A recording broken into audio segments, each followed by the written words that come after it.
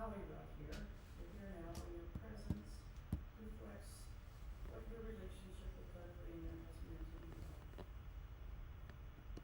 Not everybody who wanted to be here was able to come, but we had many family members and friends scattered across Canada and Europe.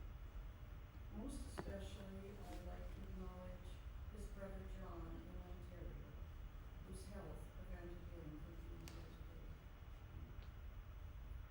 From the time that he entered the hospice last October, much of his daily routine included reading the Bible writings, meditation, and prayer.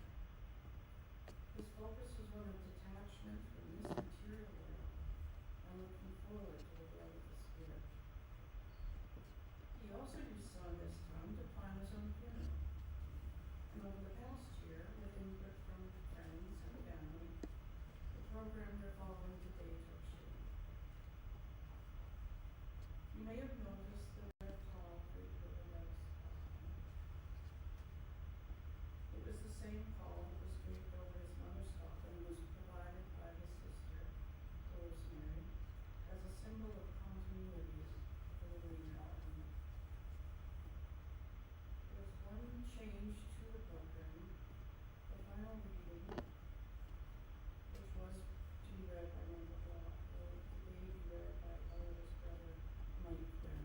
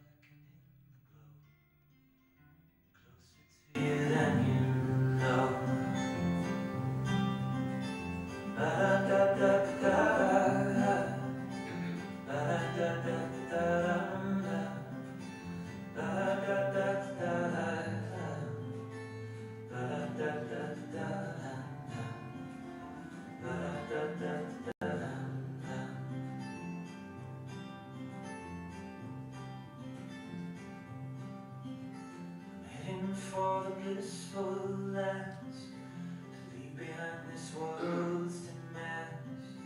I leave my loved ones in your hands. I'm heading for the blissful lands. I'm heading for the blissful lands.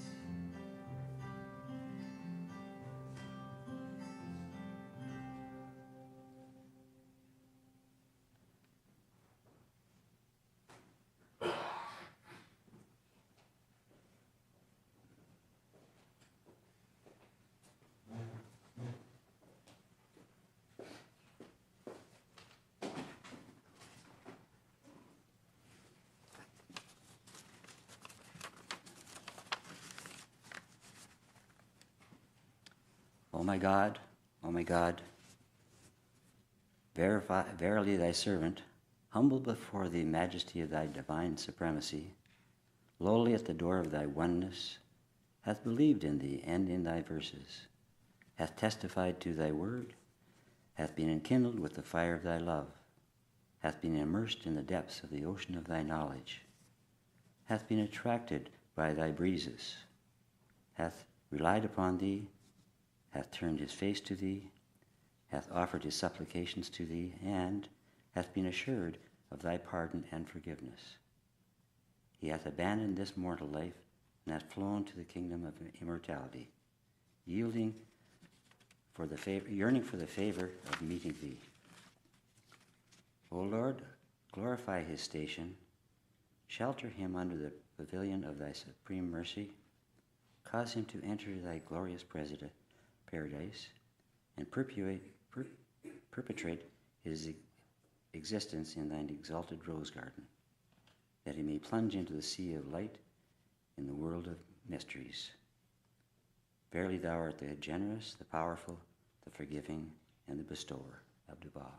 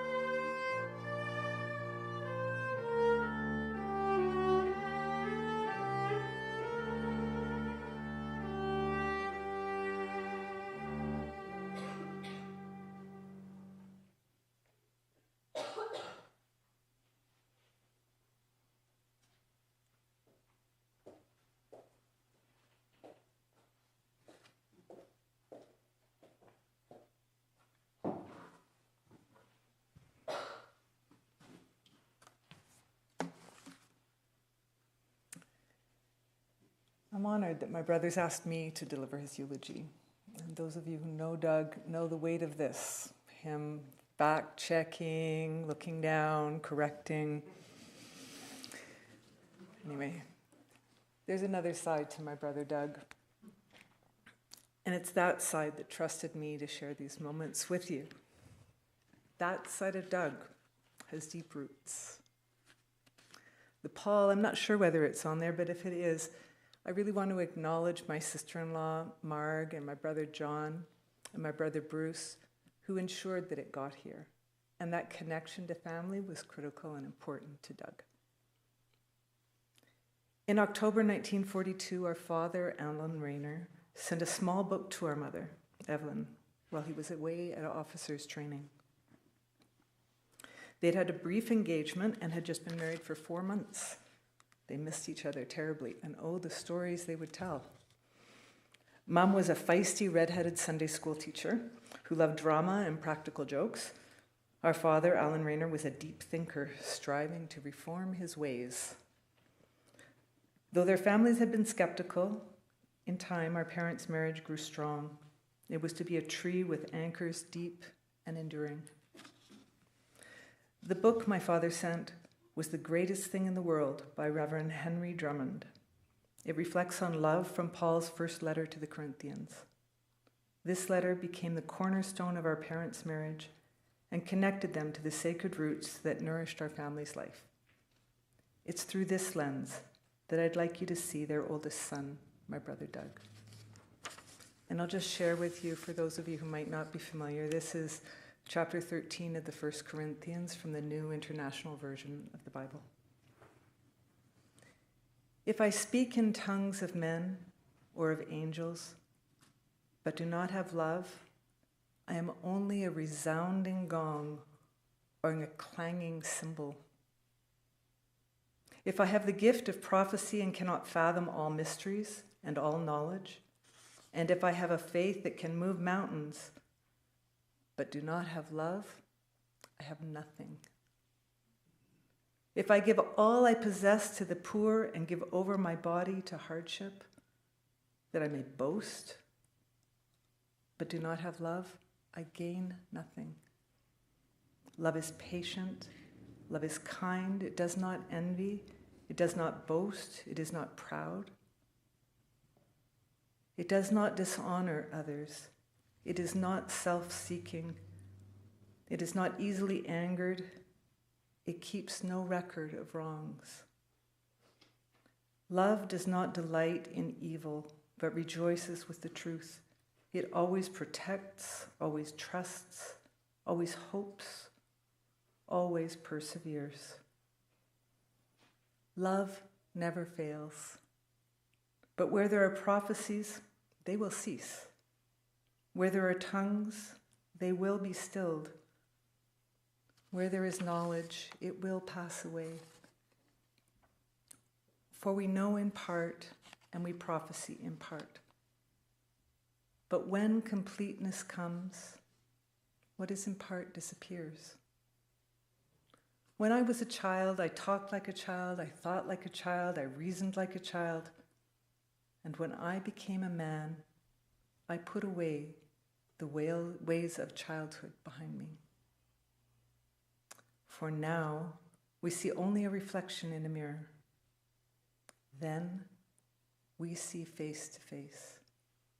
Now I know in part, but then I shall know fully, even as I am fully known. And now these three remain: faith, hope, and love. But the greatest of these is love. Ladies and gentlemen, family and friends, we're here today to honor my dear brother, Douglas Allen Raynor. Doug's life was a testament to these enduring qualities: faith, hope, and love. Each one defined his character and his journey through the world. Faith. Last year, I asked my brother how he'd want to be remembered. He replied, "I'd want to be considered an angel." Those of us who knew Doug know that by angel he wasn't imagining himself as a winged gossamer being hovering in the clouds. His view was shaped by study and deep study of literature and by his faith. To Doug, being an angel meant being upright and moral, a spiritual being who, unattached to the things of this world, would arise ready to respond to God's promptings. In In many ways, this was Doug's life's work.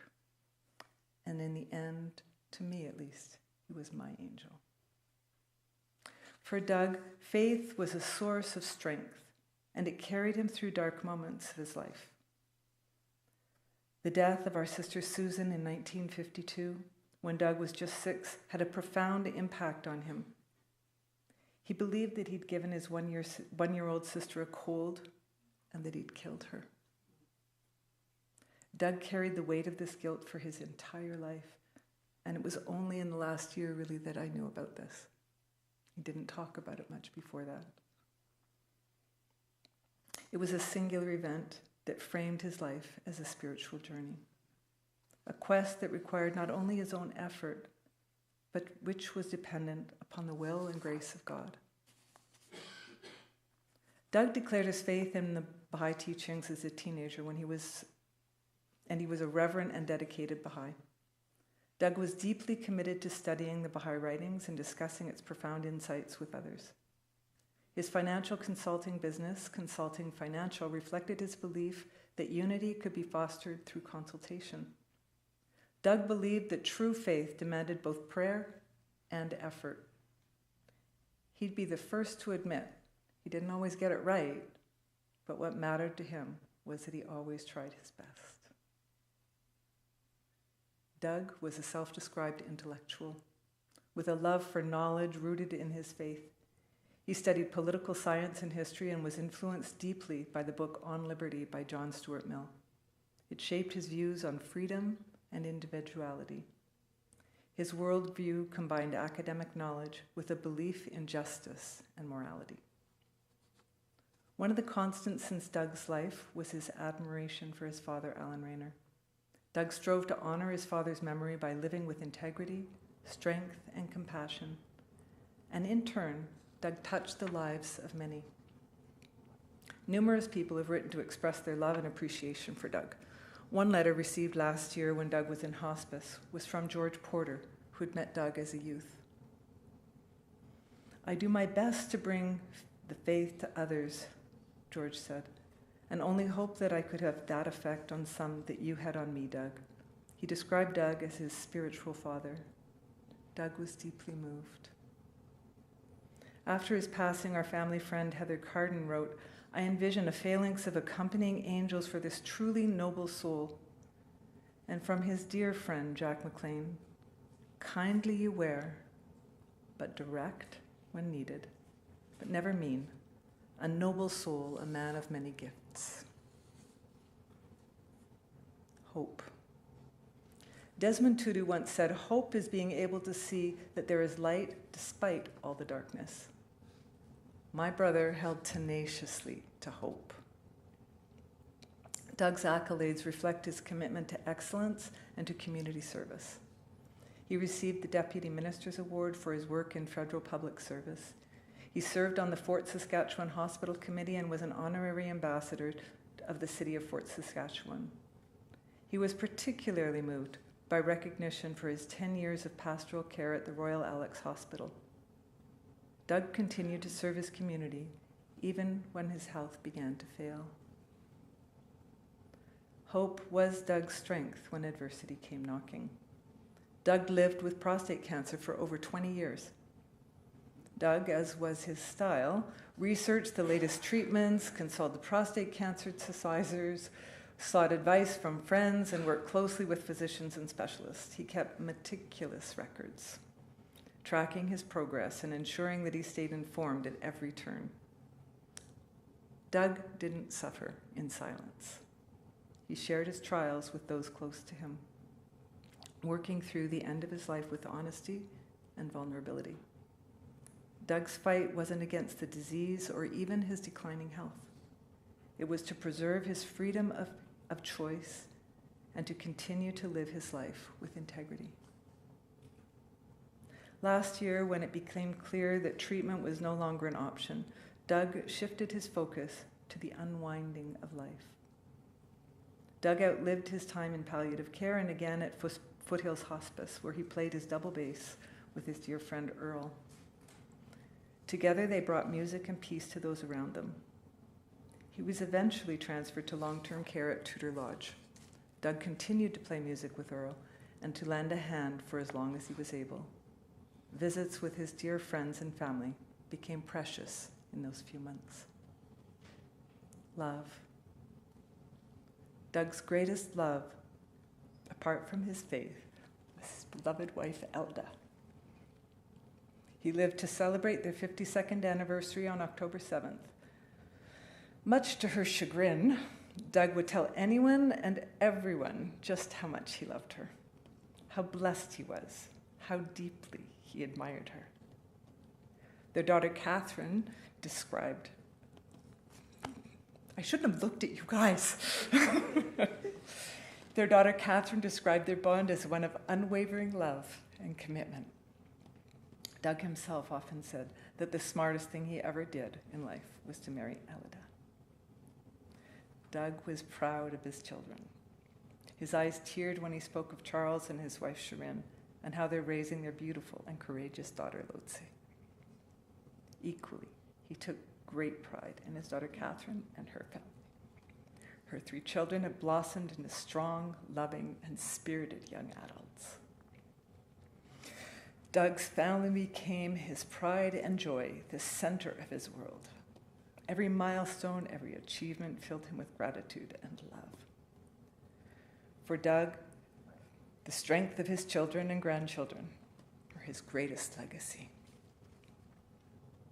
Doug loved his siblings intensely. Doug took his role as eldest brother seriously, and this often led to some lively sibling debates. Despite our differences, Doug, John, Bruce, and I have always known that we are branches of the same tree, a tree deeply rooted in love. We will be forever grateful to our parents and Doug's presence in our lives. Music was another of Doug's loves. Music was a joy that he shared with Elida, who played the piano. Together, they sang in the Okotoks choir. Doug was deeply sensitive. Music nourished his soul, connected him with others, and allowed him to freely express the deepest parts of himself. Over the last 5 years, Doug gradually lost his hearing. While it was a profound blow to him, he continued to play, not so much for his own pleasure now, but to connect and bring joy to others. Doug loved his home in Okotoks. Together, Doug and Elida built a custom home, which they enjoyed for over 10 years. It was a source of happiness and pride for Doug, a reflection of his love for efficiency, for life's pleasures. When maintaining the home became too much for him, Doug was grateful to find Colin Ryan and his family, who appreciated the home's beauty and attributes as much as he had. Doug loved books. He once estimated that there were nearly 7,000 books in his library. One of his greatest tests was having to discard books when he moved into a small apartment. And Doug was fascinated by history, especially when it applied to current politics, ideas, and movements. And he loved a good jawwag. Doug's love for life was seen in his love for good people, good music, good books, and good conversation. He was an active participant in a rich life. Doug never failed to share this richness with others, whether it was through a finely brewed espresso or cappuccino, a skill he passed on to my daughters, or through kindness and wisdom that he offered to those around him. In the past year, disease tightened its grip and slowly consumed Doug, the Doug we knew. He wasn't afraid to let go of life, but rather he hoped for a good death, one where he could maintain his faith and his dignity. Doug spoke of the next world where he would be united with his parents and his sister Susan, and without the chains of this earthly life. He hoped that he would be found deserving and that his spirit would continue to serve others. As though to echo 1 Corinthians, my brother's last words to me were of love. We talked of his love of music. I played him music. We talked of prayer, and I said prayers with him. We talked of his family and upcoming wedding anniversary. Doug smiled. He closed his eyes, and there was silence. I thought for a moment he'd fallen asleep. But he turned to me with a smile. All that matters is love, he said. These words were not just a reflection on his life. They were the essence of who Doug was. Love in all its forms was the guiding force behind everything he did. For Doug, indeed, the greatest thing in the world was love.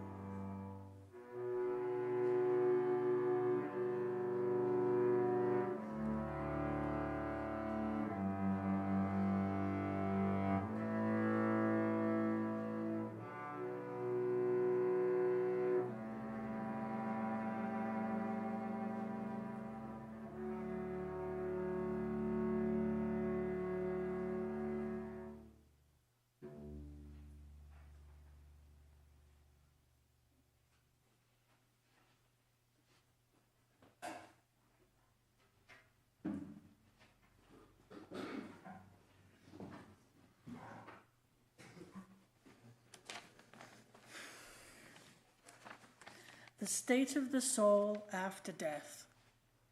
Know thou of a truth that the soul, after its separation from the body, will continue to progress until it attaineth the presence of God. In a state and condition which neither the revolution of ages and the centuries, nor the changes and chances of this world can alter. It will endure as long as the kingdom of God. His sovereignty, his dominion and power will endure. It will manifest the signs of God and his attributes and will reveal his loving kindness and bounty. The movement of my pen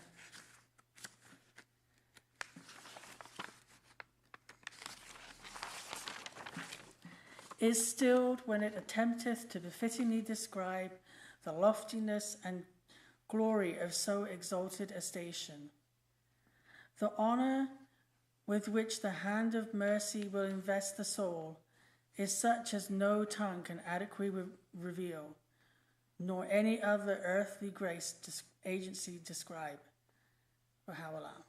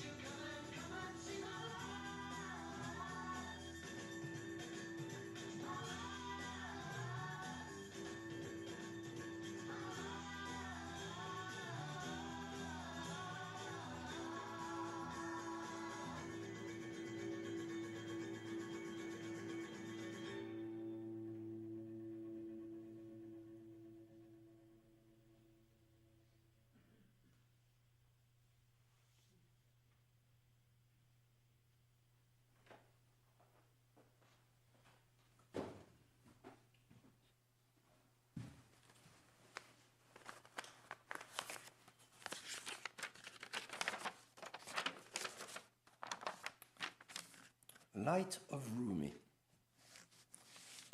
To the living I am gone. To the sorrowful I will never return. To the angry I was cheated. But to the happy I'm at peace. and to the faithful I have never left. I cannot speak, but I can listen. I cannot be seen, but I can be heard. So as you stand upon a shore gazing at a beautiful sea, as you look upon a flower and admire its simplicity, remember me. Remember me in your heart, your thoughts and your memories, of the times we loved, the times we cried, the times we fought, the times we laughed.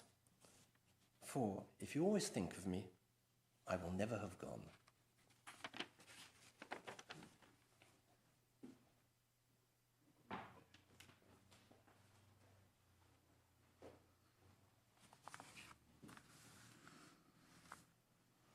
Well, thank you all for being here and sharing this with us. Thank you to the wonderful readers and to Colin and Maddie, our musicians. All these contributions have added such grace and dignity to the proceedings. Following the recessional, you're invited to join the family and friends for a light lunch in the reception area. Doug's interment will follow this afternoon in Okotoks, and you're all welcome to attend.